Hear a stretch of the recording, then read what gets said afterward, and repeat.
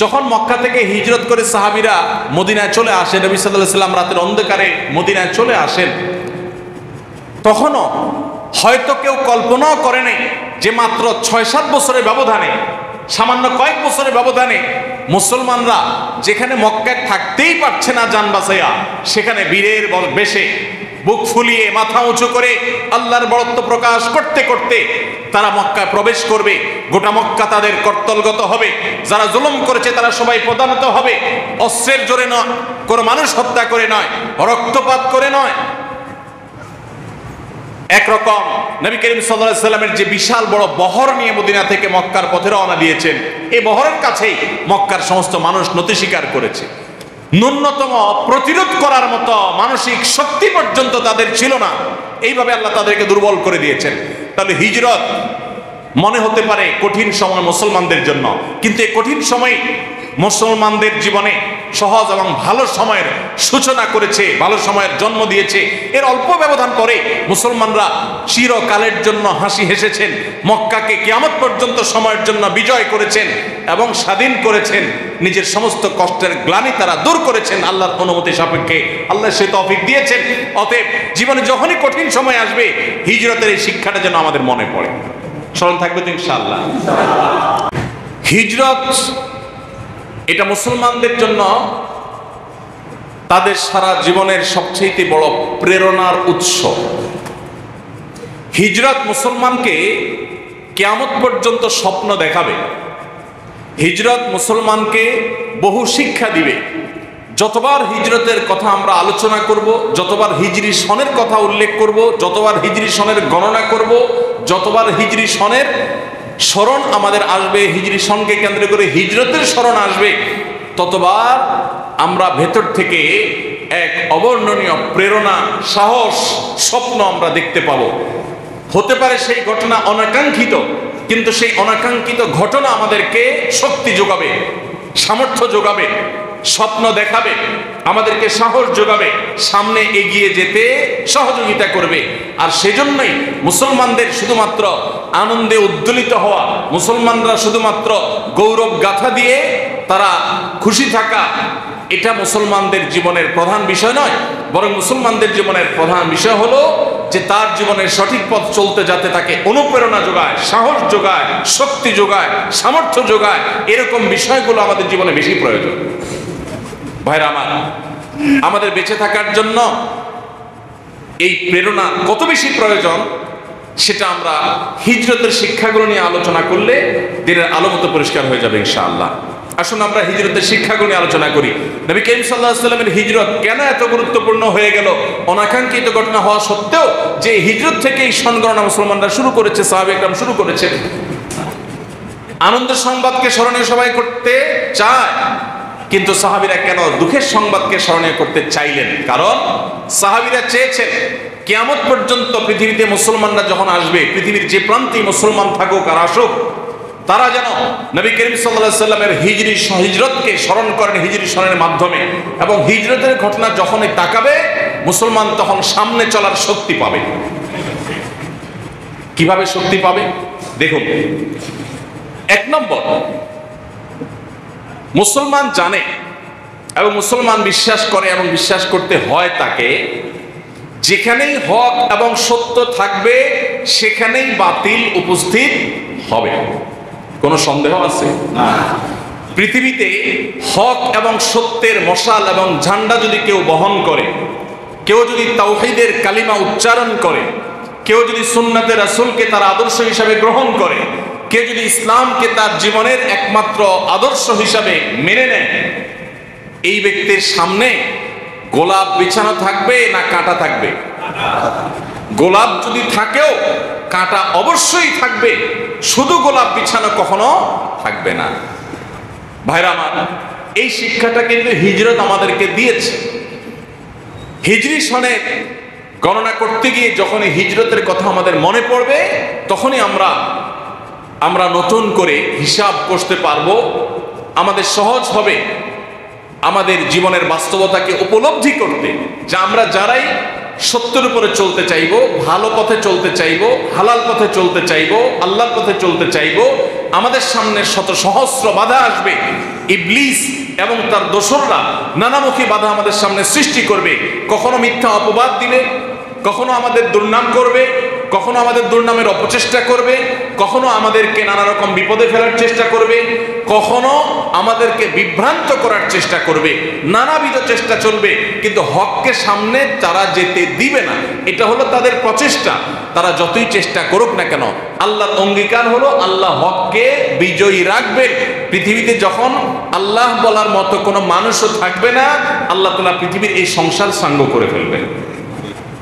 ভাইরা আমার, আমাদের প্রিয় নবী সাল্লাল্লাহু আলাইহি ওয়াসাল্লাম মক্কায় যখন নবী হিসাবে তার আত্মপ্রকাশ ঘটলো, তিনি যখন নবুয়ত রিসালাত এর প্রতি বিশ্বাস করার জন্য মক্কাবাসীকে আহ্বান করলেন, তাওহীদের প্রতি যখন তাদেরকে আহ্বান করলেন, তখন মক্কাবাসীর সবাই তিনি বন্ধুতে পরিণত হয়ে গেছেন, তাই না? কি বলেন? নবী করিম সাল্লাল্লাহু আলাইহি ওয়াসাল্লাম যখন তাওহীদের একত্ববাদের দাওয়াত দিয়েছেন, তারা সবাই শিরক করত। তিনি বলছেন না, ইবাদত এবং উপাসনা কোনো প্রতিমা, কোনো মূর্তি, কোনো মানুষ, কোনো পাথরের নয়। মুসলমানের এই কপাল, মানুষের এই কপাল শুধুমাত্র নিবেদন করবে মহান আল্লাহর সামনে, আর কারোর সামনে না। কোনো বাদ মতবাদ, কোনো ইজম, কোনো দল, কোনো গোষ্ঠী, কোনো দর্শনের সামনে মুসলমান নিজের আনুগত্যকে সঁপে দিবে না। মুসলমানের আনুগত্য সবার একমাত্র জায়গা হলো আল্লাহ রাব্বুল আলামিন। এই জন্য প্রিয় নবী সাল্লাল্লাহু আলাইহি ওয়াসাল্লাম তাওহীদের দাওয়াত দিয়েছেন। মক্কা যখন তিনি তাওহীদের দাওয়াত দিয়েছেন, তিনি যখন রিসালাতের দাওয়াত দিয়েছেন, তার রাসূল হওয়ার ঘোষণা দিয়েছেন এবং আল্লাহর একত্ববাদের পথে যখন আহ্বান করেছেন, তখন মক্কাবাসী তার সে আহ্বানে সবাই সাড়া দিয়ে তাকে ফুলের মালা দিয়ে বরণ করে নিয়েছেন, তাই না? বরং মক্কার অলিতে গলিতে, রাস্তায় ঘাটে, পাহাড়ে, প্রান্তরে, প্রতিটা জায়গায় মক্কার কাফেররা, মুশরিকরা প্রতিরোধ গড়ে তুলেছে। ঠিক না বেঠিক? নির্যাতন এর স্টিম রোলার কি ছিল সে আলোচনার দীর্ঘ আলোচনা করার প্রয়োজন নাই, আমরা কম বেশি সবাই জানি। নবী করিম সাল্লাল্লাহু আলাইহি সাল্লামের জীবনে যে এত বাধা এসেছে ভাই, এত বাধা এসেছে, এত বিপত্তি এসেছে, এটা তিনি মানুষকে তাওহীদের দাওয়াত দেওয়ার আগে কি তার উপরে এসেছিল? বুঝেন নাই? তিনি যখন নবুয়ত এবং রিসালাতের প্রতি মানুষকে আহ্বান করেছেন, জিবরিলের মাধ্যমে আল্লাহর পক্ষ থেকে ওহী পাওয়ার পর থেকে যে তাওহীদ রিসালাতের দাওয়াত দেওয়া শুরু করেছেন, তার আগ পর্যন্ত মক্কাতে তার কোনো শত্রু ছিল?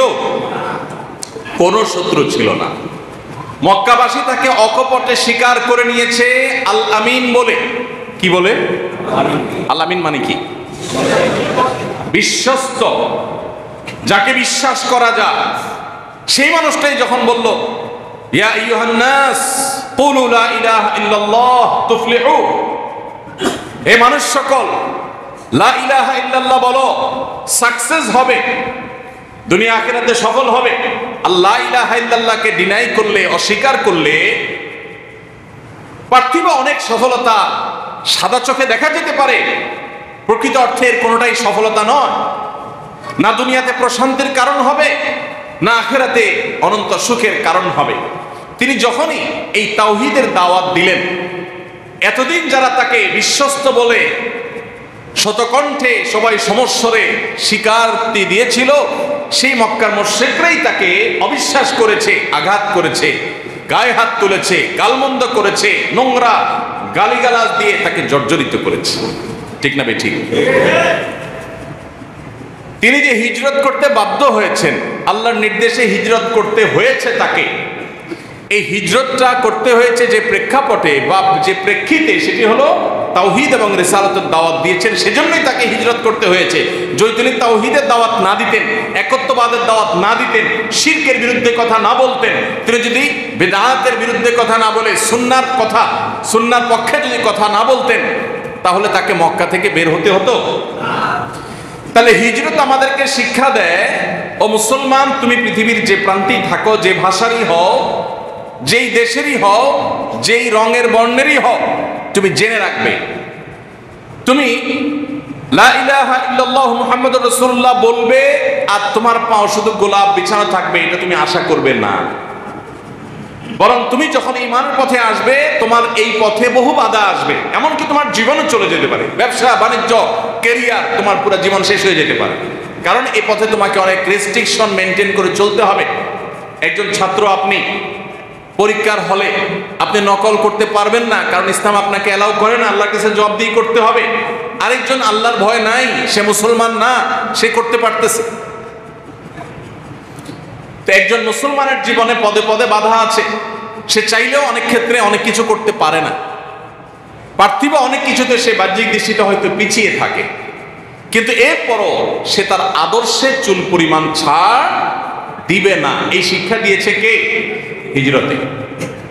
হিজরত আমাদেরকে শিক্ষা দিয়েছে না ভাই? প্রিয় নবী সাল্লাল্লাহু আলাইহি সাল্লাম যদি মক্কার মুশরিকদের দাবি মেনে নিত, তারা প্রস্তাব করেছিল যে মুহাম্মদ, ঠিক আছে, তুমি যেহেতু এক আল্লাহর ইবাদতের দাওয়াত দিচ্ছ আর আমাদের বাপদাদারা প্রতিমা পূজা করতো, আমরা সেটা করি, তো এক কাজ করো, এক বছর তোমার আল্লাহর ইবাদত পূজা আমরা সবাই মিলে করি, আরেক বছর তোমরা সবাই মিলে আমাদের প্রতিমার পূজা করো, ভাগাযোগে চলো। এখন এরকম একটা আহ্বান পাওয়া যায় না? ধর্ম যার যার, সবাই মিলে জুলে করি, এরকম একটা আহ্বান নবী করিম সাল্লাল্লাহু আলাইহি সাল্লামকে যখন করা হয়েছে, নবী সাল্লাল্লাহু আলাইহি সাল্লাম তখন সেটাকে মেনেছেন না অস্বীকার করেছেন? তিনি বলেছেন, আল্লাহ তাআলা সূরা নাযিল করে তাকে জানিয়ে দিয়েছেন, লা আ'বুদু মা তা'বুদুন, তোমরা যাদের ইবাদত করছো আমি তাদের ইবাদত করব না, করতে পারি না, এটা আমার আদর্শ না, আমার বিশ্বাস না। আমি বলছি যে আশহাদু আল্লা ইলাহা ইল্লাল্লাহ, আবার তুমি বলতেছো প্রতিমার পূজা করতে, আমি মুখে বলছি আল্লাহ ছাড়া ইবাদত দাসত্ব পাওয়ার উপযুক্ত আর কেউ নাই, সব সৃষ্টি। আর তুমি আমাকে সে সমস্ত সৃষ্টির পূজা করতে বলছো, নিজে হাতে তৈরি করে তাকে পূজা করতে বলছো, এটা আমি করবো না। মুসলমান কত আত্মসম্মান বোধ সম্পন্ন, মুসলমানের আত্মমর্যাদা কত হাই লেভেলের, এটা আমরা অনেকে চিন্তাও করতে পারি না। তো প্রিয় নবী সাল্লাল্লাহু আলাইহি সাল্লাম মক্কার মুশরিকদের সে আহ্বানে সাড়া দেন নাই দেখেই তাকে মক্কা থেকে বের হতে যেতে হয়েছে।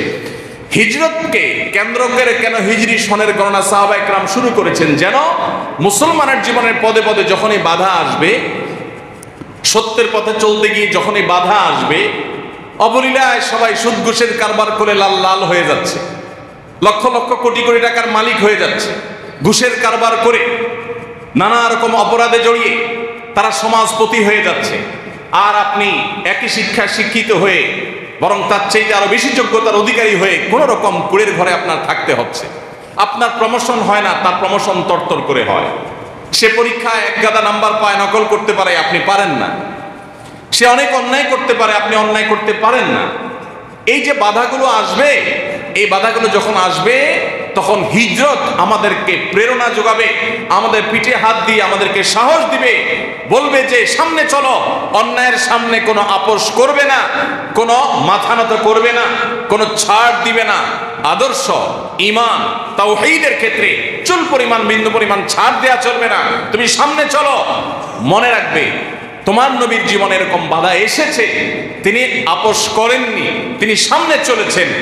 এরপরে তার জীবনে জয় এসেছে না পরাজয় এসেছে? হিজরতের পরের ইতিহাসটা আনন্দের ছিল, বিজয়ের ছিল। হিজরতের ঘটনা বেদনার থাকলেও এই বেদনার ইতিহাস থেকেই পরবর্তীতে আনন্দের হাসির ইতিহাসের জন্ম হয়েছে। বদরে মুসলমানরা হাসে নাই? হাসে নাই? খন্দকে প্রথমে মুসলমানরা কেঁদেছেন, কষ্ট করেছেন, পরে হাসেন নাই? উহুদে মুসলমানরা কষ্ট করেছেন, ক্ষয়ক্ষতির সম্মুখীন হয়েছেন, কিন্তু চূড়ান্ত এবং শেষভাবে প্রিয় নবী সাল্লাল্লাহু আলাইহি সাল্লামকে হত্যার গুজব ছড়িয়েছিল মক্কার মুশরিকরা। তিনি সেই গুজবকে মিথ্যা প্রমাণ করে সাহাবীদের মাঝে ফিরে এসেছেন, সাহাবীদের আনন্দ ফিরে এসেছে। মক্কা বিজয় হয়েছে, গোটা বিশ্বের প্রান্তে প্রান্তরে ইসলাম পৌঁছে গিয়েছে। যে ইসলামের গলা চিপে ধরতে চেয়েছিল মক্কার মুশরিকরা, মক্কা থেকেই যেন বের না হয় সেই চেষ্টা করেছে তারা। মক্কাতেই যে ইসলামকে তারা দাফন করতে চেয়েছিল, সেই ইসলাম শুধু মক্কাতেই প্রস্ফুটিত হয় নাই। আজকে পৃথিবীর এমন কোন কাঁচা পাকা ঘর নেই, পৃথিবীর এমন কোন সিটি শহর নেই, পৃথিবীর এমন কোন জায়গা নেই যেখানে ইসলামের দাওয়াত, ইসলামের সৌরভ, ইসলামের গ্রাণ সেখানে পৌঁছে নেই। যে ইসলামকে গলা চিপে হত্যা করতে চেয়েছিল মক্কার মুশরিকরা মক্কাতে, সেই ইসলাম গোটা পৃথিবীতে ছড়িয়ে পড়েছে না পড়ে নাই? যে হিজরত আমাদেরকে শিক্ষা দিয়েছে যে তোমার জীবনে বাধা আসবে, তুমি প্রস্তুত থাকো, কিন্তু খবরদার বাধায় তুমি ভেঙে গেলে চলবে না। মুসলমান ভেঙে পড়বে না, মুসলমানকে শক্ত থাকতে হবে। তোমার আদর্শের ক্ষেত্রে কোনো ছাড় দিবে না। অনেক ভাই ব্রাদার আছেন আমাদের, বলে ভাই ধর্মকর্ম করার আগে এত বিপদ দেখি নেই, এখন যখন ধর্মকর্ম শুরু করছি, নামাজ কালাম শুরু করছি, এখন দেখি একটার পর একটা বিপদ, ব্যবসা বাণিজ্যের অবস্থা খারাপ, বন্ধু বান্ধব সব পর হয়ে যাচ্ছে, যেখানে যাই শুধু বাধা। আমি বলি যে এটাই হলো আল্লাহ রাব্বুল আলামিনের কাছে আসার লক্ষণ। আল্লাহর কাছে যখন মানুষ আসে তখন আল্লাহ তাআলা তার পরীক্ষা করে। আর যেগুলো আগে থেকে দূরে, out of syllabus, out of class, তার কোনো পরীক্ষা নেই। ভাইরা আমার, কেন সাহাবা একরাম হিজরতের মতো অনাকাঙ্ক্ষিত ঘটনা থেকে হিজরতের সন গণনা, হিজরি সন গণনা শুরু করেছে? কারণ হিজরত আমাদের প্রেরণা। হিজরত আমাদের কি ভাই? প্রেরণা। হিজরত আমাদেরকে শিক্ষা দেয় যে হক যেখানেই কাজ করবে, তুমি একাও যদি হকের কথা বলো, তোমার সামনে বাতিল আসবেই। আমরা ফজর নামাজের সময় যখন মুয়াজ্জিন আজান দেয়, অ্যালার্ম দিয়ে শুই, আমরা ফজর নামাজে উঠার সময় আমাদের খুব আরাম লাগে না কষ্ট লাগে? কথা বলেন। ফজর নামাজে ঘুম ছেড়ে, আরামের ঘুম ছেড়ে উঠে মসজিদে যেয়ে নামাজ পড়তে আরাম লাগে না কষ্ট লাগে? সবার কষ্ট লাগে। আচ্ছা, কারণ কি? এমন কোন পাপ দেখাইতে পারবেন যে পাপ করতে মানুষের কষ্ট লাগে? সাধারণত যে কোনো পাপ করতে মানুষের কি লাগে? মজা লাগে, ঠিক না বেঠিক? আর যে কোনো ভালো কাজ করতে মানুষের কষ্ট লাগে না খারাপ লাগে? সাধারণত খারাপ লাগে, মন চায় না। এই যে যেখানেই হক আছে সেখানে কি আছে? বাতিল আছে। যেখানে আপনি ভালো পথে চলতে চাইবেন সেখানে বাধা আছে। এই বাধাটা কে দেয়? শয়তান দেয়, ইবলিস দেয়, যাকে আমরা দেখি না কিন্তু সে আছে। প্রত্যেকটা মানুষের পেছনে পেছনে আছে। আমরা এখানে যতজন মানুষ আছি সবার পেছনে কমপক্ষে একজন করে ইবলিস বরাদ্দ আছে। তার কাজ হলো আপনাকে কি করা? জাহান্নামে নেওয়া, ধোঁকা দেওয়া, প্রতারিত করা। এই জন্য পদে পদে আল্লাহ তাআলা শয়তান থেকে আমাদের পানা চাওয়া দোয়া শিক্ষা দিয়েছে। ভাইরা আমার, তাহলে হিজরত আমাদেরকে শিখায় যে তোমার জীবনে সত্য এবং ন্যায়ের পথে চলতে গেলে, ভালোর পথে চলতে গেলে বাধা আসবে। মনে চাইবে না, নামাজ পড়তে ইচ্ছা করবে না, কিন্তু তোমাকে পড়তে হবে। তোমার খারাপ দিকে যেতে মন চাইবে কিন্তু যাইবে না তুমি, বাধা আসবে, কিন্তু বাধা তোমাকে ডিঙ্গাতে হবে, ওভারকাম করতে হবে। তাহলে কি হবে? নবী করিম সাল্লাল্লাহু আলাইহি ওয়াসাল্লাম হিজরতের যে প্রেক্ষাপট ছিল, মক্কাতে যে বাধাগুলো ছিল, সেগুলো তিনি ডিঙ্গাতে পেরেছেন, মাথা নত করেন নাই আদর্শের ক্ষেত্রে। আল্লাহ তাআলা তাকে চূড়ান্তভাবে বিজয় দিয়েছেন না দেন নাই? এজন্য ভাই, হিজরত আমাদের প্রথম যে শিক্ষাটা দিয়েছে সেটা হলো যে হক এবং বাতিলের দ্বন্দ্ব চিরন্তন। যে নবী করিম সাল্লাল্লাহু আলাইহি ওয়াসাল্লাম আল আমিন ছিলেন, বিশ্বস্ত ছিলেন তাদের কাছে, তিনি তাদের কাছে খারাপ হয়ে গেলেন যখন তাওহীদের দাওয়াত দিলেন। এই জন্য আমরা যখনই সুন্দর হক এবং সত্যের কথা বলবো, আজ না হোক কাল, এক সময় না এক সময় বাতিল আমাদের বিরুদ্ধে নানাভাবে লেগে যাবে। আল্লাহ তাআলা আমাদেরকে সেই সমস্ত পরিস্থিতিতেও ঈমানের উপরে অটল থাকার তৌফিক দান করুন। ভাইরা আমার, হিজরত দ্বিতীয় যে বিষয়টি আমাদেরকে শেখায় সেটা হলো জীবনে কখনো ঈমানদার ডিপ্রেশনে পড়ে নিরাশ হয়ে যাবে না। ঈমানদারের জীবনে কোনো ডিপ্রেশন মানায় না, ঈমানদারকে ডিপ্রেশন সাজে না। কিভাবে সাজবে বলেন তো? আল্লাহ বলেছেন, যালিকা বিআন্নাল্লাহা মাওলাল্লাযীনা আমানু ওয়া আন্নাল কাফিরিনা লা মাওলা লাহুম। আল্লাহ তাআলা ঈমানদারদের অভিভাবক।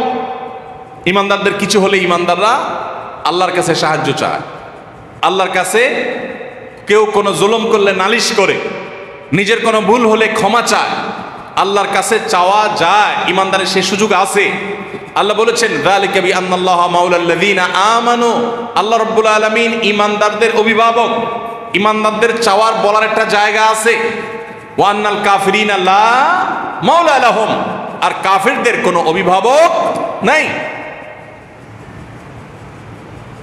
এক প্রসিদ্ধ নাস্তিক, যিনি একসময় নাস্তিক ছিলেন, পরবর্তীতে ইসলামে ফিরে এসেছেন, মুসলমানের সন্তান, মাঝে নাস্তিক হয়ে গেছেন, পরে ইসলামে ফিরে এসেছেন। তাকে যখন প্রশ্ন করা হলো, আমার পরিচিত এক ভাই, খুব কাছের একজন, তাকে যখন প্রশ্ন করলেন যে ভাই আপনি নাস্তিক ছিলেন, বুঝে শুনেই তো নাস্তিক হয়েছেন, আবার মুসলমান হয়েছেন, কারণ কি? তখন তিনি বললেন যে ভাই, আমি যখন নাস্তিক হয়েছি তখন আমার প্রথম মনে হয়েছে আমি সকল গণ্ডির ঊর্ধ্বে উঠে গেছি, আমি স্বাধীন হয়ে গেছি, কি আল্লাহর হুকুম মানতে হবে, আল্লাহর কথা বাইরে চলা যাবে না, বাইন্ডিংসের মধ্যে ছিলাম। নাস্তিক হওয়ার পর মনে হলো যে আমি রিল্যাক্স, সব মন মতো করতে পারতেছি।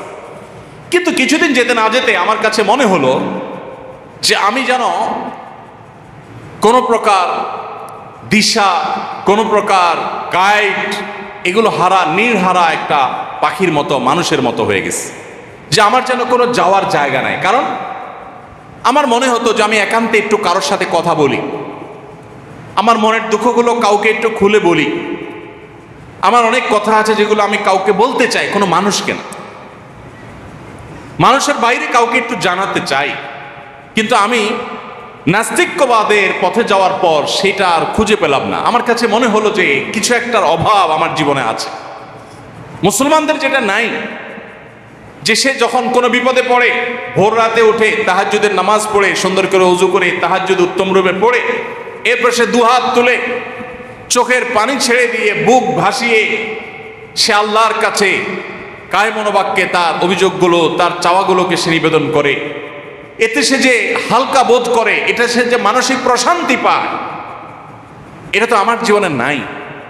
আমার কাছে মনে হচ্ছিল এই অভাবটা আমার জীবনে অনেক বড় অভাব, আমি সেজন্য ইসলামে ফিরে এসেছি। এই জন্য দেখবেন গোটা পৃথিবীতে যারাই নাস্তিক তাদের মধ্যে ডিপ্রেশন সবচেয়ে বেশি, এবং পৃথিবীর যেই দেশগুলোতে নাস্তিকের পরিমাণ যত বেশি তাদের মধ্যে আত্মহত্যার হার তত বেশি। বিশ্ব স্বাস্থ্য সংস্থা প্রতি বছর সারা পৃথিবীতে আত্মহত্যা যে মানুষ করে এটার বিভিন্ন হার তারা বের করে। ধর্মীয় বিশ্বাসের ভিত্তিতে আত্মহত্যার যে হার আপনি যাচাই করে দেখতে পারেন, প্রায় প্রতি বছরই আত্মহত্যার হার এবং প্রবণতা সবচেয়ে বেশি থাকে হলো নাস্তিকদের মধ্যে। কারণ তাদের আসলে যাওয়ার কোনো জায়গা থাকে না। মানুষ মাত্রই জীবনে বিপদ থাকবে, পেরেশানি থাকবে, নিঃসঙ্গতা থাকবে, একাকিত্ব থাকবে, সে কারোর সাথে কথা বলতে চাইবে, কারোর সান্নিধ্য চাইবে, কারোর আশ্রয় চাইবে। এটা মানুষের স্বকীয়তার মধ্যে, স্বভাবের মধ্যে আল্লাহ দিয়ে দিয়েছেন। যখন সেটা পাবে না তখন সে ডিপ্রেসড হয়ে যাবে। ইমানদার কখনো ডিপ্রেশনে ভুগবে না। হিজরত আমাদেরকে সেই শিক্ষা দেয়। কিভাবে দেয়? নবী করিম সাল্লাল্লাহু আলাইহি সাল্লামের হিজরতের কথা একটু আগে আমি বলছিলাম। হিজরত তিনি করেছেন, এটা কোনো সুখের ঘটনা না যে মাতৃভূমি ছেড়ে তাকে চলে যেতে হয়েছে, কিন্তু তিনি চলে গিয়েছেন আল্লাহর নির্দেশে। আল্লাহ বলেছেন ঠিক আছে চলে যান, চলে গিয়েছেন। তিনি তো পাল্টা আল্লাহকে প্রশ্ন করেন নাই, আল্লাহ আমি তোমার তাওহীদের পথে দাওয়াত দিয়েছি, তাহলে আমার কেন যাইতে হবে এখান থেকে? তুমি কি পারো না ফেরেশতা পাঠায়া এগুলার সবগুলার সাইজ করে ফেলতে, শিক্ষা দিয়ে দিতে? আমি তোমার পথে মানুষকে আহ্বান করেছি, তুমি আমাকে সাহায্য করা দরকার, সেটা না করে তুমি নির্দেশ করছো যাও মদিনায়, পালায় যাও, আরেক দেশে চলে যাও, নিজের মাতৃভূমি ছেড়ে চলে যাও। এরকম কোনো প্রশ্ন তো নবী সাল্লাল্লাহু আলাইহি ওয়াসাল্লাম আল্লাহকে নাউজুবিল্লাহ করেন নাই। তিনি আল্লাহর ফয়সালা মেনে নিয়েছেন। বাহ্যিকভাবে মনে হচ্ছে যে মুসলমান পরাজিত হয়ে গেছে, মক্কা থেকে হিজরত করে করে সাহাবীরা পালিয়ে পালিয়ে মদিনায় চলে যেতে হয়েছে, মনে হচ্ছিল যে পরাজিত হয়েছে। আসলে কি পরাজয়? এটা হলো বিজয়ের সূচনা মাত্র। হিজরতের পর থেকে মুসলমানদের আর পিছে তাকাতে হয় নাই। মদিনা তারা এসেছেন, মদিনাবাসী তাদেরকে বুক উন্মুক্ত করে তাদেরকে আগলে রেখেছেন, তাদের জন্য তাদের সম্পদের অর্ধেক অর্ধেক দিয়ে দিয়েছেন, ঘর বাড়িতে জায়গা দিয়ে দিয়েছেন, পরিবারের সদস্য করে নিয়েছেন, আপন করে নিয়েছেন। নবী সাল্লাল্লাহু আলাইহি সাল্লাম মদিনা রাষ্ট্র গঠন করেছেন। এরপর বদরের যুদ্ধে মুসলমানরা বিজয়ের হাসি হেসেছে।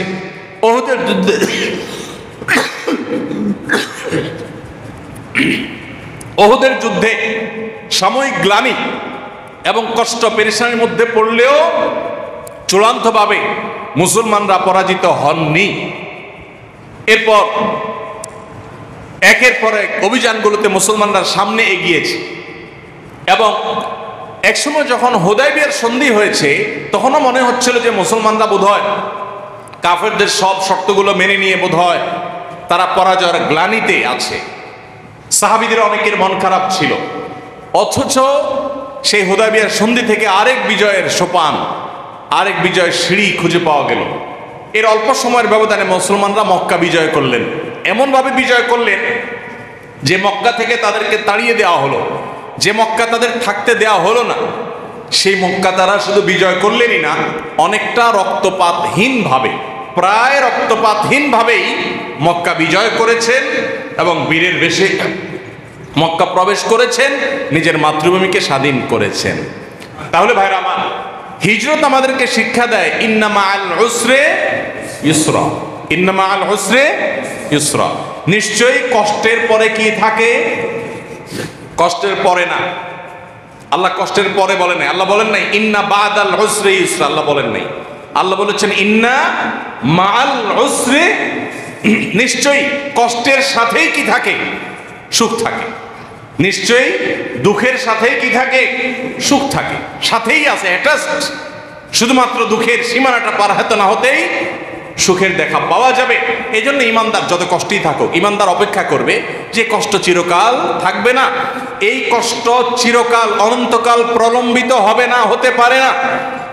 অনেক ভাইরা আসেন, আইসা বলেন ভাই আমার জীবনে কষ্টের কোনো শেষ নাই, আমি জনম দুঃখী। অনেকে বলেন বাবার সংসারে কষ্ট করেছেন, অনেক মেয়েরা অভিযোগ করেন বাবার সংসার থেকে এসে বিয়ে হয়েছে, স্বামীটাও অমানুষ, তার সংসারে তার কষ্ট করতে হয়েছে। আনফর্চুনেটলি স্বামীর পর ছেলে মেয়েগুলোকে নিয়ে আশায় বুক বেঁধে জীবন কাটাবেন, দেখা গেল যে পোলাপানগুলো অমানুষ। অনেক সময় হয় না এরকম? এরকম মা বোনরা অনেক সময় আসেন, আমি তাদেরকে বলি বোন, আপনার এই কষ্টের কোনো শেষ আছে নাকি নাই? তো উনি প্রথমে বুঝে উঠতে পারেন না। আমি বলি এই কষ্টটা কি একসময় শেষ হবে না অনন্তকাল চলতে থাকবে? তখন বলেন যে হ্যাঁ, মরে গেলে তো শেষ। তো আমি বলি হ্যাঁ, আপনাকে যারা কষ্ট দিচ্ছে তারা কষ্ট দিতে দিতে আপনাকে মেরে ফেলতে পারবে, এই তো, এর বেশিতে পারবে না। নিঃস্ব করে ফেলতে পারবে, এর বেশিতে পারবে না।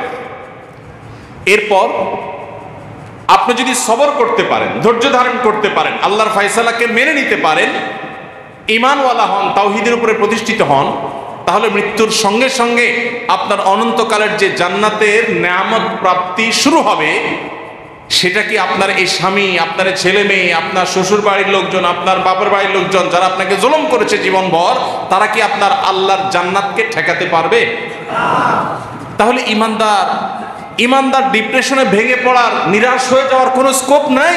কারণ আমার যত বিপদই আসুক না কেন, এই বিপদের এন্ডিং আছে, কখন না কখন এটা শেষ হবে এবং সুখ শুরু হবেই হবে। কিন্তু যার ঈমান নাই তার তো আসার কোনো জায়গা। ধরেন একজন নাস্তিক, সে জুলুমের শিকার। মানুষ শুধু মুসলমানরা জুলুমের শিকার হয়, মুসলমান জুলুমের শিকার হয় না? মুসলমানের জীবনে বিপদ আপদ আসে না? ধরেন একজন আল্লাহর প্রতি অবিশ্বাসী মানুষ, তার জীবনে বিপদ আপদ এসেছে, জুলুম সহ্য করতে করতে সে মরে গেছে।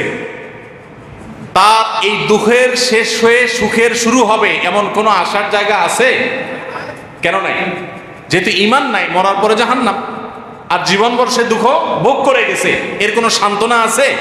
আর ঈমানদারের সান্ত্বনা আছে, আমার যত বিপদ হয় হোক, আমাকে একজনের কষ্ট দিচ্ছে, দেখ কত দিবে, আল্লাহ একদিন ওর বিচার করবেই করবেন। কোনো সন্দেহ আছে? কোনো সন্দেহ আছে? ফামান ইয়ামাল মিসকালা যাররাতিন শাররাই, যাররা পরিমাণ খারাপ কাজ করেছে, মন্দ কাজ করেছে, জুলুম করেছে, তাকে তার প্রায়শ্চিত্ত পেতেই হবে, মিস করবে না।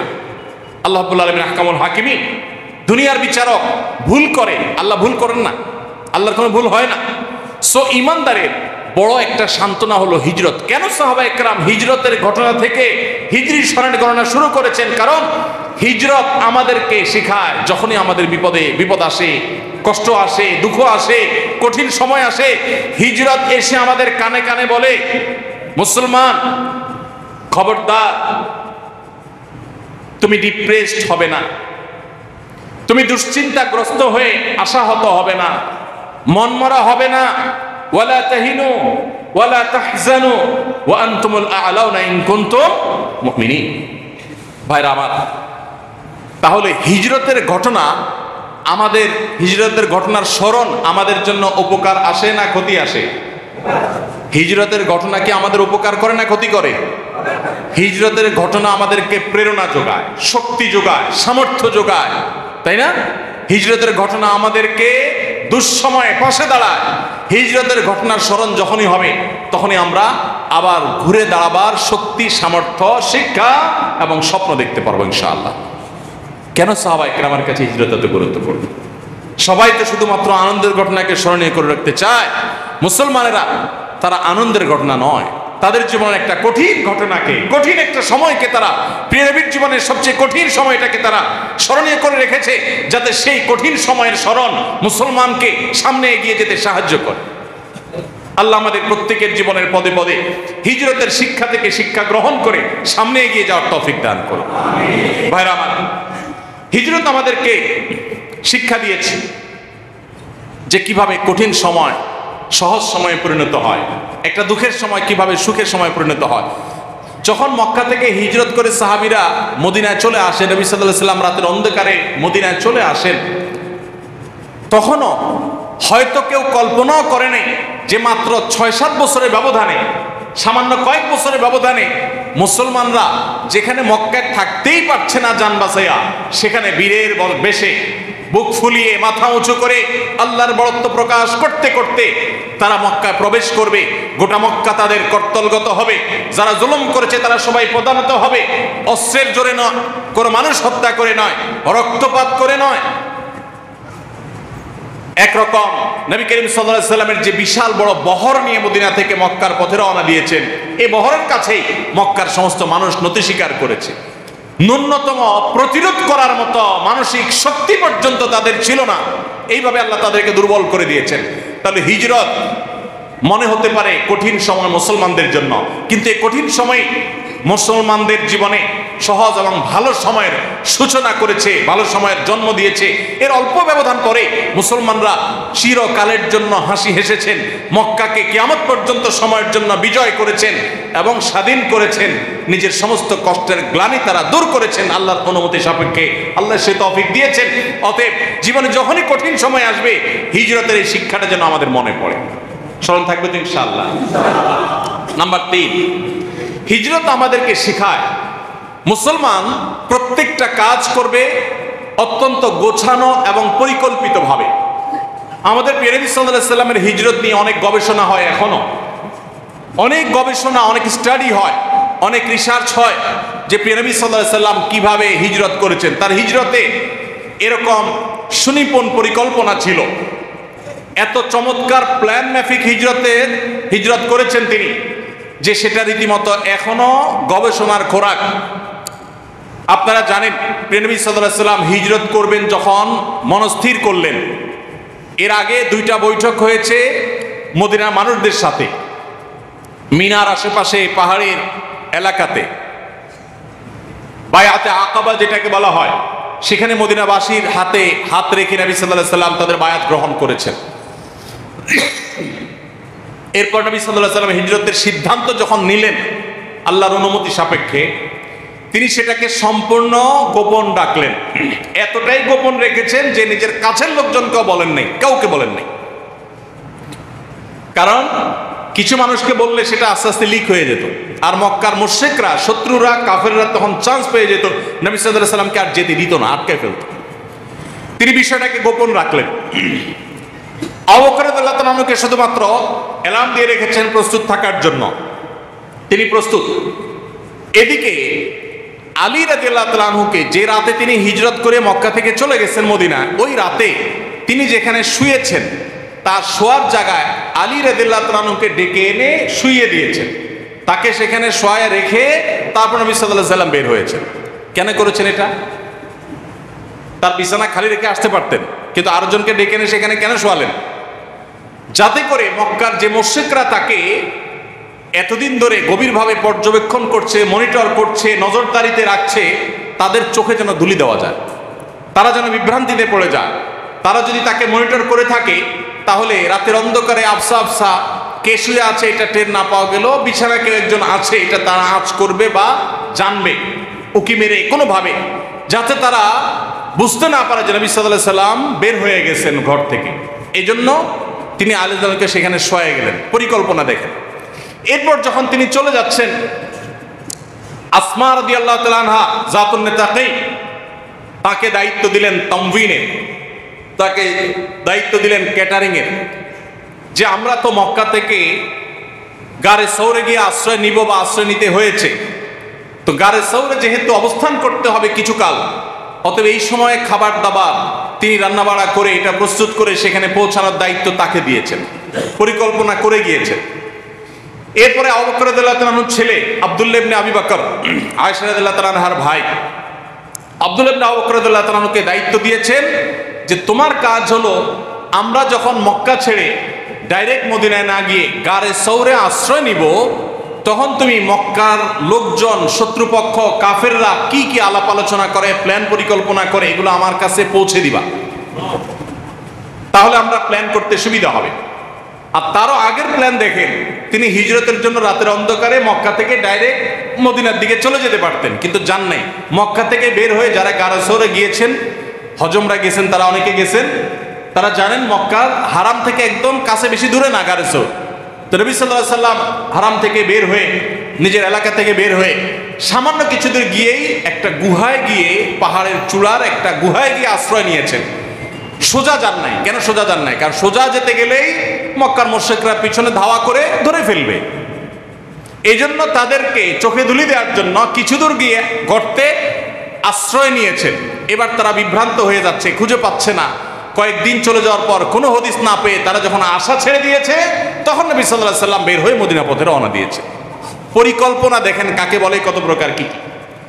আব্দুল্লাহ ইবনে আবু বকরকে দায়িত্ব দিলেন, এদিকে তুমি মক্কার মানুষরা কি কানাঘুষা করে আলাপ আলোচনা করে আমাদের কাছে সংবাদ পৌঁছাবা। এদিকে আমর ইবনে ফুহাইরা রাদিয়াল্লাহু তাআলা আনহু, আরেকজন সাহাবী, তাকে দায়িত্ব দিলেন আব্দুল্লাহ ইবনে আবু বকর যেহেতু আবু বকরের ছেলে, আর আবু বকর যেহেতু নবী সাল্লাল্লাহু আলাইহি সাল্লামের সাথে আছে, অতএব এই লোকটা যখন মক্কা থেকে গারে সৌরের দিকে যাবে, তখন যে তার পদচিহ্ন, তিনি যে হেঁটে হেঁটে যাবেন, তার পায়ের ছাপ পড়বে না, এই ছাপগুলো দেখে তো মক্কার মুশরিকরা ওই ছাপ অনুসরণ করে করে আমাদের ধরে ফেলবে। এই জন্য সে পায়ের ছাপটা মুছে দেওয়ার জন্য আমর ইবনে ফুহাইরাকে নিযুক্ত করেছেন যে তুমি তোমার ছাগলের পাল, এক পাল ছাগল নিয়ে আব্দুল্লাহ যখন হেঁটে যাবে তখন তার পেছন দিয়ে ছাগলের পাল ছেড়ে দিবে, যে ছাগলের পাল হেঁটে ওনার পায়ের চিহ্ন মুছে দিবে। কোন দিকে গেছে এটা তারা আর হদিস পাবে না। এরপর আব্দুল্লাহ ইবনে উরাইকে আরেকজনকে দায়িত্ব দিয়েছেন, যিনি মদিনার পথ খুব ভালো করে চিনেন। মক্কার মুশরিকদের তারা যেন বিভ্রান্তিতে পড়ে যায়, তারা যেন বুঝে উঠতে না পারে কোন কোন পথে যাওয়া যেতে পারে, প্রসিদ্ধ পথ এর বাইরে কোন কোন পথ আছে, এগুলো দেখভাল করার জন্য, এগুলোতে রাহবারি এবং পথ নির্দেশ করবার জন্য আব্দুল্লাহ ইবনে উরাইকে রেখেছেন। তাহলে দেখেন এত সুনিপুণ পরিকল্পনা করে হিজরত করেছেন যে মক্কার মুশরিকদের যত প্ল্যান প্রোগ্রাম, তাদের যত প্রস্তুতি সব ভেসে গেল, কোনোটা কাজে আসলো না। নবী সাল্লাল্লাহু আলাইহি ওয়াসাল্লাম নিরাপদে হিজরত করে মদিনায় ঠিকই পৌঁছে গেলেন। এই হিজরত আমাদেরকে শিক্ষা দেয় জীবনের প্রত্যেকটা পদে পদে এভাবে সুন্দর সুনিপুণ পরিকল্পনা করে এগিয়ে যেতে হবে। আপনি মুসলমান, ব্যবসা বাণিজ্য করতে নামছেন, 2 দিন উল্টাপাল্টা ব্যবসা বাণিজ্য করে বাকি ঝুঁকি দিয়ে ব্যবসা বাণিজ্য শেখা ছাড়া ব্যবসা করতে গিয়ে ধরা খেয়ে এরপরে বলতেছেন আমি আল্লাহর নাম নিয়ে ব্যবসা শুরু করছি, 2 নাম্বারই করি নাই, তারপরও আল্লাহ আমারে বরকত দেয় নাই, আমার ব্যবসা শেষ হয়ে গেছে। আপনি সুন্দর করে পরিকল্পনা করেন নাই, দোষ দিচ্ছেন কার? আল্লাহ। আছে না নাই আমাদের জীবনে এরকম? ভাইরা আমার, হিজরত আমাদেরকে শিখায় মুসলমান তার জীবনের প্রত্যেকটা কাজকে তার আল্লাহর দেওয়া বিবেক বুদ্ধি খরচ করে সর্বোচ্চ সুন্দরভাবে পরিকল্পনা করে খুবই সুন্দরভাবে সাজিয়ে গুছিয়ে তারপর কাজ করবে। এই শিক্ষা ইসলাম দিয়েছে। এবং প্রত্যেকটা মানুষের মধ্যে প্রোডাক্টিভিটি আছে, অ্যাডভান্টেজ আছে, সৃষ্টিশীলতা আছে, বিশেষ যোগ্যতা আছে, কাজে লাগাতে হবে। অনেকে কাজে লাগাতে না পারে শুধু দোষারোপ করেন। দোষারোপ নয়, প্রত্যেকের প্রয়োজন অনুযায়ী তাকে কাজে লাগান। নবী সাল্লাল্লাহু আলাইহি ওয়াসাল্লাম এখানে কতগুলো মানুষকে কাজে লাগিয়েছেন, কাকে দিয়ে কোন কাজ হবে তাকে সে কাজের জন্য সেট করেছেন। তাহলে তিনি আমাদেরকে পরিকল্পনার শিক্ষা দিয়েছেন হিজরতের মাধ্যমে। নাম্বার 4, হিজরতের মাধ্যমে নবী সাল্লাল্লাহু আলাইহি ওয়াসাল্লাম শিক্ষা দিয়েছেন শুধু পরিকল্পনা করে আমি সব কিছু করে ফেলবো, মুসলমানের এই বিশ্বাস থাকবে না। মুসলমান পরিকল্পনা ঠিকই করবে, কিন্তু বিশ্বাস থাকবে যে হবে সেটা যেটা আল্লাহ ফয়সালা করেছেন। এই জন্য নিজের পরিকল্পনা শতভাগ পারফেক্ট হওয়া সত্ত্বেও মুসলমান দিন শেষে, পরিকল্পনা শেষে বলবেন ওয়া উফাউযিদু আমরি ইলাল্লাহ, ইন্নাল্লাহা বাসীরুম বিল ইবাদ। আমি আমার চেষ্টা অনুযায়ী প্ল্যান প্রোগ্রাম করেছি আর পুরো বিষয়টাকে আমার রবের কাছে ন্যস্ত করে দিয়েছি। আল্লাহ দেখছেন সবকিছু, অতএব আল্লাহ যা করেন সেটাই হবে। আমার প্ল্যানেই যে হবে তা নয়, প্ল্যান আমার করা সর্বোচ্চ ভালোভাবে আমি করেছি। এরপর সে ভরসা করবে, তাওয়াক্কুল করবে কার উপরে?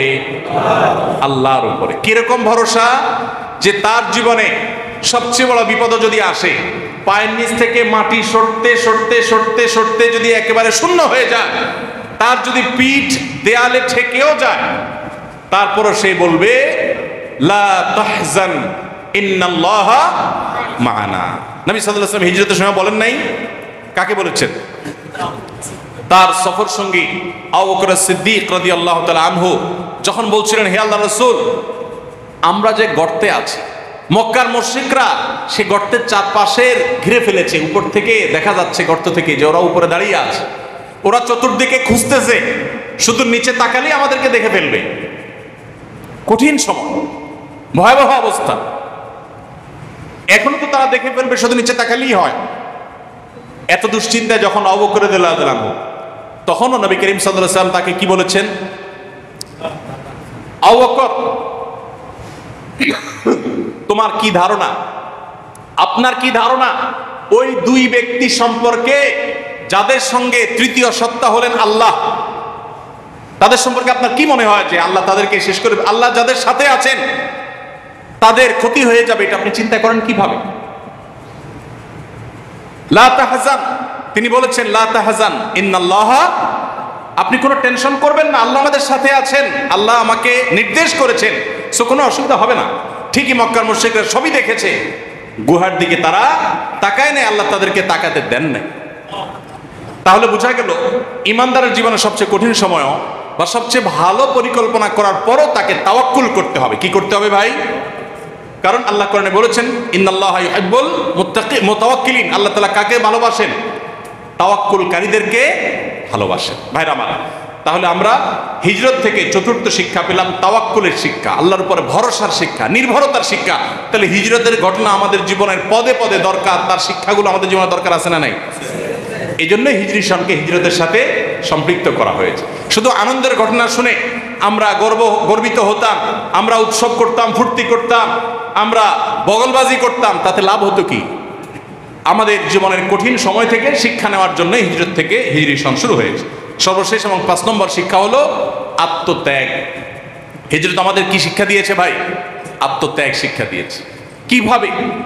কিভাবে স্যাক্রিফাইস করতে হয়। আপনি হিজরতের আদ্যপান্ত যদি অ্যানালাইসিস করেন, স্টাডি করেন, আপনি দেখবেন ত্যাগ ছাড়া কিছু নেই। প্রিয় নবী সাল্লাল্লাহু আলাইহি ওয়াসাল্লাম ত্যাগ করছেন, আবু বকর রাদিয়াল্লাহু আনহু ত্যাগ করেছেন, সাহাবায়ে কেরাম যারা হিজরত করেছেন একজন একজন করে সবাই কি করেছেন? ত্যাগ করেছেন। অতএব কোন মুসলমান আল্লাহর প্রিয় পাত্র হতে হলে, জান্নাতি হতে হলে, তার ত্যাগ ছাড়া আল্লাহর প্রিয় পাত্র হওয়ার, জান্নাতি হওয়ার কোনো সুযোগ। এখন আপনি প্রশ্ন করতে পারেন, ভাই নবী করিম সাল্লাল্লাহু আলাইহি ওয়াসাল্লাম নিজের মাতৃভূমি ত্যাগ করে মদিনায় এসেছেন, সাহাবায়ে কেরাম যারা হিজরত করেছেন সবাই মাতৃভূমি ত্যাগ করে মদিনায় এসেছেন, তাদের জীবনের ত্যাগ করেছেন, বাট আমরা কিভাবে ত্যাগ করব? তো এই প্রশ্নের উত্তর নবী সাল্লাল্লাহু আলাইহি ওয়াসাল্লামের ভাষায় আমি দিতে চাই। বুখারী মুসলিম একযোগে বর্ণনা করেছে, নবী করিম সাল্লাল্লাহু আলাইহি ওয়াসাল্লাম বলেছেন, ওয়াল মুহাজিরু মান হাজারা মা নাহাল্লাহু আনহু, আল্লাহর কাছে মুহাজির ওই ব্যক্তি, শুধুমাত্র মাতৃভূমি ত্যাগ করলেই মানুষ হিজরতকারী হয় না, তারা তো হিজরতকারী আছেনই, এর পাশাপাশি আল্লাহ যা নিষেধ করেছেন সেই নিষিদ্ধ বস্তুকে যে ব্যক্তি ত্যাগ করে আল্লাহর খাতিরে, মাতৃভূমি ত্যাগ করতে যেরকম মানুষের কষ্ট লাগে, দুঃখ লাগে, মন চায় না, তারপরে তাকে ত্যাগ করতে হয়, ঠিক একইভাবে কোনো হারাম, কোনো অন্যায়, কোনো অপরাধ, কোনো খারাপ কাজ, এটা ত্যাগ করতে মানুষ চায় না, কিন্তু আল্লাহর জন্য যদি সে ত্যাগ করে, সে যদি স্যাক্রিফাইস করে, সে যদি ছেড়ে দেয়, এই ব্যক্তি আল্লাহর খাতায় মুহাজির হবে ইনশাআল্লাহ। তাহলে আমাদের মুহাজির হওয়ার সুযোগ হারাম কাজ বর্জন করার মধ্য দিয়ে। আপনি সুদ ঘুষের কারবার করতে পারেন, সবাই করে লাল হচ্ছে, বাট আপনি করছেন না, ত্যাগ করছেন। এই যে স্যাক্রিফাইস করছেন, এটাই হলো আপনার হিজরত। এটাই হিজরত শব্দের অর্থই হলো ত্যাগ, এটাই হলো আপনার স্যাক্রিফাইস। মুসলমানের জীবনটাই হবে স্যাক্রিফাইসের, বিনিময় লাভ করবে অনন্ত অসীমকালের জান্নাতের। আর যারা মুসলমান না, তারা দুনিয়াতে ভোগ করবে, ভোগ করতে চাইবে, বাহ্যিকভাবে ভোগ করবে হয়তো, বাট মানসিক প্রশান্তি তাদের হবে না। দুশ্চিন্তা, ডিপ্রেশন, মনের কষ্ট নিয়ে তাদের জীবন তারা পার করে ফেলবে। গোটা পৃথিবীতে উন্নত দেশগুলোকে নিয়ে একটু ভাবেন, একটু দেখেন, একটু চোখ কান খোলেন। ফিনল্যান্ডের মতো দেশ, সুইজারল্যান্ডের মতো দেশ, পৃথিবীর যে দেশগুলোকে বলা হয় প্রতি বছর জরিপে তারা সবচেয়ে সুখী দেশ হিসাবে 1 নম্বর হয়, চ্যাম্পিয়ন হয়, সে দেশগুলোতে মানুষের সুখের অবস্থা দেখেন। সুখী দেশ বলা হয় বিভিন্ন ক্রাইটেরিয়া, তাদের পরিবেশ, অপরাধ প্রবণতা কম থাকা, তাদের শিক্ষা দীক্ষার ব্যবস্থা, তাদের ওখানকার এনভায়রনমেন্ট, প্রকৃতি, সব কিছু মিলিয়ে আর্থিক অবস্থা, এগুলো মিলিয়ে তাদেরকে সুখী দেশ হিসাবে নিরূপণ করা হয়, নির্বাচন করা হয়। কিন্তু ব্যক্তিগত পর্যায়ে মানুষের মধ্যে ডিপ্রেশন, কষ্ট, মনোবেদনা এত বেশি যে আত্মহত্যা করবার জন্য রাষ্ট্র জনগণকে আইন করে অধিকার দিয়ে দিতে হয় যে কেউ মরতে চাই বা মরতে পারো, এত বেশি মানুষ নিজে নিজে মরতে চায়। ভাইরা আমার, মানসিক অশান্তির কারণে মানুষ মরতে চায়, বাঁচতে চায় না। অনেক টাকা পয়সা আছে কিন্তু শান্তিটা নাই। কিন্তু মুসলমান ত্যাগের মধ্যেও শান্তি পায়। আল্লাহর জন্য যারা ত্যাগ করে শান্তি পাওয়ার এই অভাবনীয়, অবর্ণনীয় স্বাদ এবং এই তৃপ্তি যাদের আস্বাদন করার তৌফিক হয় নাই, আমি বিনীতভাবে তাদেরকে অনুরোধ করতে চাই, আল্লাহর জন্য ত্যাগ করে দেখেন। জীবনে ভোগের আনন্দ তো বহু দেখেছেন, ত্যাগের আনন্দ দেখেন নাই। সাধারণত ত্যাগ করলে মনে হয় যে কষ্ট হবে, কিন্তু আল্লাহর জন্য স্যাক্রিফাইস করতে মানুষের কষ্ট হলেও স্যাক্রিফাইসের পরবর্তীতে অবর্ণনীয় এক তৃপ্তি অনুভব হয়, যেটা পৃথিবীর সমস্ত ভোগ একত্র করলেও তার সাথে তুলনাযোগ্য হয় না। এজন্য ভাই, আল্লাহর জন্য সব অন্যায় বর্জন করবো তো ইনশাআল্লাহ। যে বন্ধু আমাকে মাদকের দিকে ডাকে, যে বন্ধু অন্য মেয়েকে টিজ করে, উত্ত্যক্ত করে, যে বন্ধু অন্য বন্ধুদের নিয়ে মাস্তানি করে, যে বন্ধু নামাজ পড়ে না, নামাজ পড়ার ব্যাপারে নিরুৎসাহিত করে, সে বন্ধু আমার বাল্য বন্ধু হতে পারে, অন্তরঙ্গা বন্ধু হতে পারে, সারা জীবনের বন্ধু হতে পারে, কিন্তু আমি তার সাথে সম্পর্ক ছিন্ন করব শুধুমাত্র কার জন্য? আল্লাহর জন্য। যে ওর সঙ্গ আমাকে আল্লাহ থেকে দূরে সরিয়ে দিচ্ছে, তার সঙ্গ আমাকে ভালো কাজ থেকে দূরে সরিয়ে দিচ্ছে, আর সেজন্য আমি আল্লাহকে খুশি করবার জন্য মন্দ সঙ্গীকে ত্যাগ করলাম। এই যে স্যাক্রিফাইস। হারাম সম্পর্কে জড়িয়ে গেছেন, হারাম রিলেশনে জড়িয়ে গেছেন, গোটা দেশ, গোটা পৃথিবীকে শয়তান এবং তার দোসররা ডিজাইন করছে যে তরুণরা সবাই হারাম রিলেশনে জড়িয়ে যাবে, বিবাহ উঠে যাবে, পারিবারিক বন্ধনকে তুলে দেওয়া হবে, পৃথিবী তার ধ্বংসের দিকে চলে যাবে। পৃথিবীর উন্নত দেশগুলো চলে যান। পরিবার কাকে বলে? আবার আস্তে আস্তে তারা ভুলতে বসেছে। পরিবার ব্যবস্থাপনা গরিবদের মধ্যে, বড়লোকদের মধ্যে পরিবার ব্যবস্থাপনা কম। বিদেশে যাওয়ার দরকার নাই, দেশে একটু চোখ খুলে তাকালে দেখবেন পয়সা কড়ি যত বেশি, সহায় সম্পদ যত বেশি, প্রভাব প্রতিপত্তি যত বেশি, পাওয়ার যত বেশি, সমাজপতি যত বেশি, দেখবেন দাম্পত্য কলহ তত বেশি, বিয়ে তত বেশি ভাঙে। আর যত গরিব দেখবেন যে বিবাহ তুলনামূলকভাবে তত মজবুত থাকে। মিলে দেখবেন ভাইরা আমার। তো শয়তান এবং তার দোসররা গোটা পৃথিবীকে ডিজাইন করছে যে মানুষকে যেভাবেই হোক যৌন অপরাধে জড়িয়ে ফেলতে হবে, বিবাহের বাঁধ তুলে দিতে হবে। আপনি হারাম সম্পর্কে জড়িয়ে গেছেন, শয়তানের প্ররোচনা পরিচিত হয়ে এখন আপনার বোধোদয় হয়েছে যে আপনি হারামের পথে গিয়েছেন, আপনি ভালো কাজ করেন নাই, আপনি আল্লাহর জন্য স্যাক্রিফাইস করলেন, কাট করে ফেললেন, দূরে সরে আসলেন। আপনি একটা অন্যায় কাজ করতে যাচ্ছেন, করতে পারেন চাইলে, কিন্তু আল্লাহর জন্য করলেন না, ফিরে আসলেন। ভাইরা আমার, এই কাজগুলো যদি করা যায় তাহলে সেক্ষেত্রে নবী করিম সাল্লাল্লাহু আলাইহি ওয়াসাল্লামের ভাষা অনুযায়ী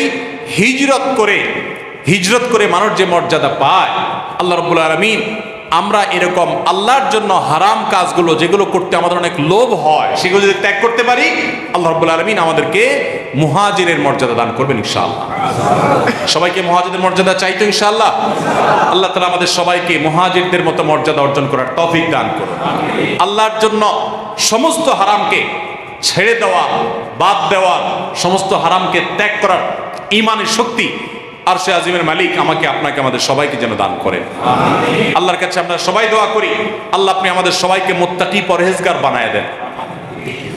ওরা ভোগের আনন্দ পেয়েছে, আল্লাহ আমাদেরকে আপনার নির্দেশে ত্যাগের যে তৃপ্তি, আনন্দ, সেটা আস্বাদন করার তৌফিক দান করেন।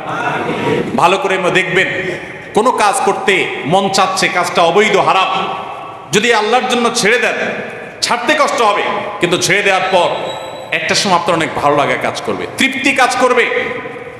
আপনি চোখ দিয়া সোশ্যাল মিডিয়াতে, ফেসবুকে স্ক্রল করতে গিয়ে বা রাস্তাঘাটে কোনো হারাম নারীকে দেখার সুযোগ আছে, কিন্তু আপনি দেখলেন না, আল্লাহর জন্য কন্ট্রোল করলেন। কন্ট্রোল করতে কষ্ট হবে, কিন্তু যখন পরিবেশটা, জায়গাটা চেঞ্জ হয়ে যাবে, লোকটা চলে যাবে, চোখের আড়াল হয়ে যাবে, তখন আপনার মনের মধ্যে অবর্ণনীয় একটা স্বাদ আপনি অনুভব করবেন। একটা হাদিস রয়েছে, যদি হাদিসের সনদটি জয়ীফ, কিন্তু হাদিসের মর্ম বিভিন্নভাবে প্রমাণিত।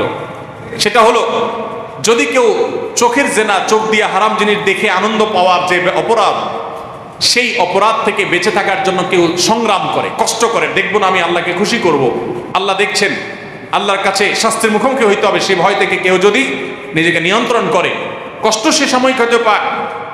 হাদিসের মধ্যে বর্ণিত হয়েছে, আওদালতুহু ঈমানান ইয়াজিদু হালাওয়াতাহু ফি কলবিহি, তার অন্তরের মধ্যে ঈমানের মধুরতা সে অনুভব করতে থাকে, সে টের পায়, তার মধ্যে খুশি লাগে কাজ করে যে আল্লাহর হুকুমটা রক্ষা করতে পেরেছি, আমি নিষেধ থেকে বেঁচে থাকতে পেরেছি। তাকওয়ার একটা মজা আছে ভাই। আল্লাহ তাআলা আমাদের সবাইকে সে স্বাদ, সে মজা আস্বাদন করার তৌফিক দান করুন। সবাই চেষ্টা করবো তো ইনশাআল্লাহ। আমি সব সময় বলি ভাই, হারামের আরামটা হলো চুলকানির মতো। হারামের আরামটা কিসের মতো? চুলকানির মতো। শরীরের কোনো জায়গায় যদি চুলকানি হয় বা চুলকায়, তখন বড় বড় নখ আছে, এদিকে চুলকাচ্ছে, তখন মনে চায় নখ দিয়ে একেবারে গায়ের সমস্ত শক্তি দিয়ে চুলকাতে থাকে। তখন অনেকে এরকম জোরে চুলকায়ও। জোরে জোরে চুলকানোর সময় অনেক স্বাদ লাগে, খুব তৃপ্তি, একেবারে চুলকানির যে জ্বালাটা পুরোটা মিটানো হয়ে গেছে। কিন্তু চুলকায় শেষ করে, নখ বড় বড় নখ দিয়ে বড় বড় করে জোরে জোরে চুলকাইছেন, চুলকায় শেষ করার পরে কি হয়? জ্বালা শুরু হয়। হয় কি হয় না? চুলকাইতে কিন্তু মজা লাগে, এরপরে কি হয়? জ্বালা শুরু হয়। যত মানুষ অপরাধ করে, অপরাধ করার সময় খুব মজা পায়, অপরাধ করে সারার পর, শেষ করার পর একটা সময় জ্বালা শুরু হয়। এই যে যত দুর্নীতিবাজ ধরা পড়তেছে দেখেন না, একটার পর একটা আছে না? যখন টাকা পয়সা কামায়া লালে লাল হয়ে গেছে, আঙ্গুল ফুলে কলা গাছ হয়ে গেছে, তখন তো খুব মোজ মাস্তি আর ফুর্তিতে ছিল। ধরা পড়ার পর মান, সম্মান, ইজ্জত, আত্মীয় স্বজন, সমাজ, কোথাও মুখ দেখাবার সুযোগ নেই। বাকি জীবন বিদেশে পালিয়ে, চোরের মতো পালিয়ে পালিয়ে, দুনিয়া থেকে গ্লানি নিয়ে, অপমানিত অবস্থায়, দুঃখ এবং কষ্ট নিয়ে যখন চলে যাচ্ছে, এই মুহূর্তে যদি তাদের সাক্ষাৎকার নেওয়া যেত, আমি নিশ্চিত, নির্ঘাত তারা বলতো যে হায়, এ সকল অবৈধ উপার্জন না করে নিজ দেশে সম্মান নিয়ে যদি দুনিয়াতে বেঁচে থেকে দুনিয়া থেকে যেতে পারতাম, সেটা অনেক ভালো ছিল। তারা ওই কানাডার বেগম পাড়ায় বাড়ি করে অনেক সুখে শান্তি থাকতে পারে, কিন্তু দিন শেষে সবাই জানে যে লোকটা চোর, সে দুর্নীতিবাজ, সে ডাকাত। এই গ্লানি নিয়ে তার ছেলে মেয়ে, তার পরিবার মরণ পর্যন্ত ধুকতে ধুকতে মরবে এবং যাবে। ওই যে চুলকানির সময় মজা ছিল, চুলকানি শেষ হওয়ার পরে জ্বালা শুরু হয়েছে। এই জন্য ভাই, হারাম বর্জন করব, বর্জন করতে কষ্ট হলেও হারামে যাব না, যদিও আরাম হয় সেখানে। মনে থাকবে তো ইনশাল্লাহ। যতজন বিবাহ বহির্ভূত অবৈধ সম্পর্ক জড়িয়ে যাচ্ছেন, আরাম বা মজা হয়তো পাচ্ছেন, কিন্তু মনে রাখবেন চুলকানির পরবর্তী যে জ্বালা, এটাও আপনার জীবনে শুরু হবে, অপেক্ষা থাকে। আর কিছু লোক আছে, চুলকানি শুরু হলে তারা চুলকায় না। তারা কি করে না? চুলকায় না, তারা একটু হালকা ডলে ডলে কোন রকম জ্বালাটারে থামায় রাখে। এদের কি পরে জ্বালা পোড়া হয়? হয় না। এই জন্য ভাই, হারাম করার স্বাদ তো জীবনে বহু দেখেছেন। হারাম থেকে বেঁচে থাকার কষ্ট আছে, কিন্তু কষ্টের পরে যে স্বাদ আছে সেটা অনুভব করার চেষ্টা করেন। সবচেয়ে বড় স্বাদ শুরু হবে মৃত্যুর পর, অনন্তকাল পর্যন্ত সেটা চলতে থাকবে। আল্লাহ রাব্বুল আলামিন আমাদের সবাইকে ইবাদতের স্বাদ, হারাম বর্জন করার স্বাদ আস্বাদন করার তৌফিক দান করুন। গোটা পৃথিবীর মানুষ যদি অপরাধের স্রোতে গা ভাসাতে থাকে, আল্লাহ আমাদেরকে স্রোতের বিপরীতে চলার তৌফিক দান করুন। হিজরতের শিক্ষা আমাদের জীবনের পদে পদে ধারণ করার তৌফিক দান করুন। মনে থাকবে তো ইনশাআল্লাহ ভাই? আমরা আবারও বলছি, এক নজরে হিজরতের শিক্ষাগুলোর ভিতরে এক নম্বর হলো, হিজরত আমাদেরকে শিক্ষা দেয়, স্মরণ করিয়ে দেয় যে আমরা যখনই জীবনে সততার পথে চলবো, সত্যের কথা বলবো, তখনই সেখানে বাধা আসবে, মন চাইবে না, মানুষজন চাইবে না, আত্মীয় স্বজন চাইবে না, নানা রকমের বিপদ আসবে, বিপত্তি আসবে। এগুলোর জন্য আগে থেকে প্রস্তুত থাকবো। কিন্তু যত বিপদই আসবে, নবী সাল্লাল্লাহু আলাইহি ওয়াসাল্লাম যেরকম হিজরতে নিজের আদর্শকে বিকিয়ে দেন নাই, আমরা আমার আদর্শে কোনো ছাড় দেব না, ঈমান এবং তাওহীদে কোনো ছাড় দেব। নবী সাল্লাল্লাহু আলাইহি ওয়াসাল্লাম যেরকম নিজের মাতৃভূমি ছেড়ে দিয়েছেন, তবু ঈমান ছাড়ে নাই। আসহাবে কাফের যুবকেরা ঠিক একইভাবে নিজের মাতৃভূমি ছেড়ে দিয়েছেন, তবু তাওহীদ ছাড়েন নাই। আমিও আমার জীবনে সবাইকে ছাড়তে হয়, ছাড়বো। সবার সাথে সম্পর্ক ছিন্ন হইলেও হোক, সবাই নাখোশ হলেও হোক, তো আমি আমার আদর্শ আর ঈমান কখনো ছাড়বো না। হিজরত আমাদেরকে শিক্ষা দেয়, জীবনে যত বিপদই আসুক না কেন, সেই বিপদ চিরকাল প্রলম্বিত হয় না, খুব অল্প সময়ের মধ্যেই সেটা দূর হয়ে যায়। রাতের অন্ধকার, রাতের গভীরতা, অন্ধকার যত বাড়তে থাকে, সকালের আলো তত নিকটবর্তী হতে থাকে। হিজরত করেছেন নবী করিম সাল্লাল্লাহু আলাইহি ওয়াসাল্লাম, সাহাবায়ে কেরাম নিজের মাতৃভূমি ছেড়ে চলে আসতে হয়েছে, বেদনাদায়ক ঘটনা। কিন্তু এর অল্প সময়ের ব্যবধানে আবার এই মক্কা তারা বিজয় করেছেন, একরকম রক্তপাত ছাড়া বলতে গেলে। অতএব জীবনের পদে পদে যখনই দুঃখ আসবে, হিজরত আমাদেরকে প্রেরণা দিবে যে ইন্না মাআল উসরি ইসরা। 3 নম্বর, মুসলমান প্রত্যেকটা কাজ অত্যন্ত সুনিপুণ পরিকল্পনা করে গুছিয়ে সুন্দরভাবে করবে, তার সাধ্য অনুযায়ী ভালোভাবে করবে। কোনো দুর্বলতা নিয়ে অর্ধেক মার্কা কাজ করবে না, যেটাই করবে ইন্নাল্লাহা ইউহিব্বু ইযা আমিলা আহাদুকুম আমালান আন ইউতকিনাহু, সুন্দরভাবে ভালোভাবে করবে। সেটা আমরা হিজরত থেকে শিক্ষা গ্রহণ করলাম। নবী সাল্লাল্লাহু আলাইহি ওয়াসাল্লাম কিভাবে হিজরতের প্ল্যান সাজিয়েছেন সেখান থেকে। 4 নম্বর হলো, এত প্ল্যান পরিকল্পনার পরও আল্লাহর প্রতি তাওয়াক্কুল হবে আমাদের মূল ভরসার জায়গা, মূল শক্তির জায়গা, যেমন নবী সাল্লাল্লাহু আলাইহি ওয়াসাল্লামের ছিল। তিনি এত কিছু করার পর আল্লাহর উপর ভরসা করেছেন। যখন কাফেররা গুহার মাথায় মুখে চলে এসেছে, তখনও বলছেন লা তাহজান ইন্নাল্লাহা। ঈমান কোন লেভেলে থাকলে শত্রুর চোখের সামনে এসে বলছেন আল্লাহই রক্ষা করবেন, দৃঢ় চিত্তে এই কথা বলতে পেরেছেন। এখান থেকে আমরা শিক্ষা পাই, জীবনে যত কঠিন সময় আসুক, আল্লাহর প্রতি তাওয়াক্কুল বা ভরসা কখনো ছাড়া যাবে। এরপরে যদি আমি বিপদে পড়ে যাই, তাহলে বুঝতে হবে আল্লাহ এর মধ্যেই আমার কল্যাণ রেখেছেন। 5 নম্বর সর্বশেষ হলো, হিজরত মানেই হলো ত্যাগ, স্যাক্রিফাইস। সাহাবীদের স্যাক্রিফাইস, নবী সাল্লাল্লাহু আলাইহি ওয়াসাল্লাম স্যাক্রিফাইস, মুহাজিরদের স্যাক্রিফাইস, পরিবারের সদস্যদের স্যাক্রিফাইস, জমি জমা রেখে, সম্পদ সন্ততি রেখে, প্রিয়জনদেরকে রেখে, আত্মীয় স্বজন রেখে চিরকালের জন্য চলে যাচ্ছে এমন এক গন্তব্যের উদ্দেশ্যে, যে গন্তব্য থেকে আবার কখনো নিজের মাতৃভূমিতে আসতে পারবেন কিনা নিজেও জানতেন না। এই স্যাক্রিফাইস, এটা ইমানদারের জীবনের সবচেয়ে গুরুত্বপূর্ণ বিষয়। স্যাক্রিফাইস ছাড়া, ত্যাগ ছাড়া ইমানদার কখনো ইমানদার হতে পারে না। অতএব হিজরত আমাদেরকে স্যাক্রিফাইস শেখায়। আমরা সকল হারাম বর্জন করার ক্ষেত্রে, সকল ইবাদত করার ক্ষেত্রে আল্লাহর নির্দেশকে সবকিছুর উপরে প্রাধান্য দিয়ে অন্য সব কিছুকে স্যাক্রিফাইস করবো তো ইনশাআল্লাহ। আল্লাহ আমাকে আপনাকে আমাদের সবাইকে আমল করার তৌফিক দান করুন। জাযাকুমুল্লাহু খাইরান ওয়া আখিরু দাওয়ানা আলহামদুলিল্লাহি রাব্বিল আলামিন।